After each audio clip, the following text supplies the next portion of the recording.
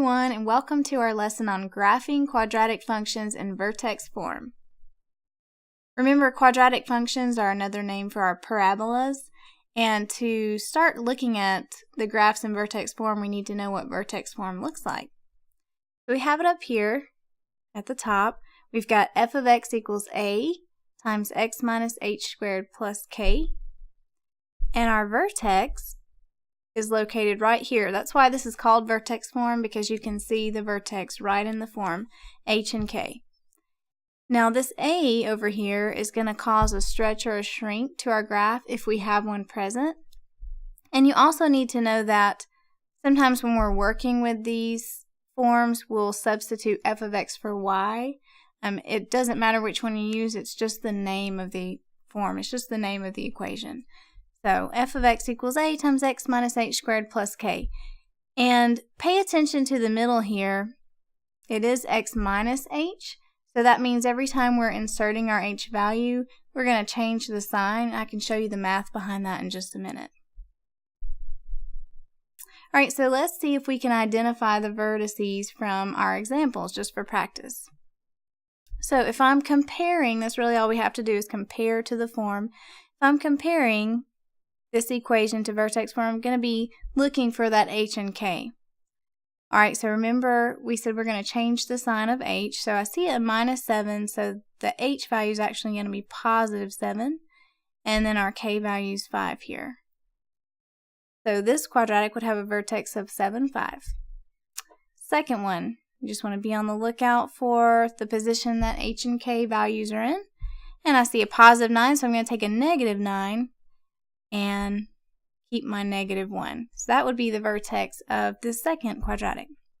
And the reason why we're changing the sign is because if we have a value of, let's say, our positive 7 here, and we were going backwards to plug it into the form, we would put in x minus h. Okay? So inserting our 7, it actually becomes, in that part of the equation, x minus 7. So that's just a little bit of background behind that. Alright, so we're going to move into graphing. So let's see what we're going to need. When you see that you have an example in vertex form, you do want to identify that vertex, because that's going to be the center of your quadratic. And then you're going to need to know how this coefficient affects the graph. So we won't really know how much the picture has been stretched or how much it has a shrink unless we plot some additional points and test those. So that's what we're going to do after we identify our vertex. So taking this same equation in vertex form, first thing we've got to do, remember, is identify the h and k. So that's going to be positive 1 and positive 3. So let's go graph that. Positive 1, positive 3. That's the middle of my quadratic.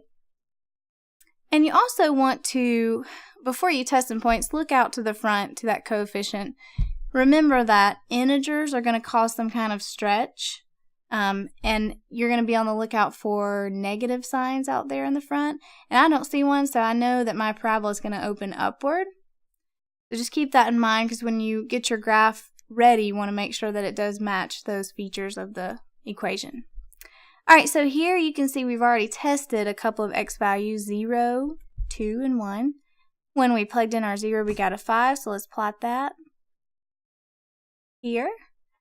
And when we plugged in a 2, we got a 5 also. That's the mirror point of that other point.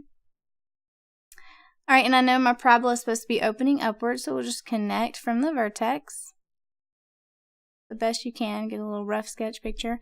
And that's the basic picture of your quadratic. The more points you test, the more accurate of a picture you'll have. So let's say that we have a graph that we can see, and we need to write the equation from that graph. So what we're going to do is identify those same pieces that we used earlier. We're going to need to know the vertex. We're going to go find that in our picture. Looks like it's occurring at negative 1, 4. That's our h and k. And then we need to identify one other point. Need to find one that it clearly goes through the grid mark. So I see one over here at negative 2, 1. And those will be the items we need to fill into our vertex form. Solve for a, then we can finish out our equation. So let's do that here. So the first thing you want to do is write out your vertex form. And notice that we're going to use y this time in the front because that just reminds us where to put our y value. Go ahead and label all your pieces. Remember, the vertex is h and k, and then the point is your x and y, your additional x and y. And now you just want to start filling in what you have. So our y value is 1. We're going to put that here. We do not know a. We'll leave that out for now. Put in our x. Put in our h. Make sure we have our squared and add our k. So take a look at this. Notice we have to keep intact all the signs. So we had to write x minus our h value of -1. So that's what it's going to look like in here. Alright, so now we're going to do some simplifying and then continue to solve for a. So -2 plus 1 is what we're going to have here. We're going to square it, add our 4. Let's go ahead and do that next step. That's going to give us positive 1a. Alright, we need to get a by itself, so let's take away our 4 from both sides. And we have found that a equals -3. So let's write out our vertex form. Remember, a is -3, and our vertex was -1, 4. So our vertex was -1, 4, and we found our a to be -3. I'm just going to write those underneath here so we can form our equation.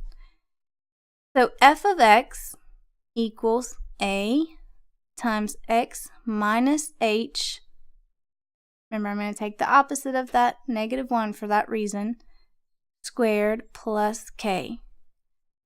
Alright, so we have finished writing out our vertex form, but let's do one more thing. Let's go back and make sure that it matches the graph of what we saw. So remember, it should have our vertex where we said it was, -1, 4, and it should have a little bit of a stretch. And the negative sign means it's going to be reflected. It's going to be opening down. So let's make sure that that is what it looked like. So yes, we always want to go back and do that and just double check. Looks like we got it. So this concludes our lesson on graphing quadratic functions in vertex form.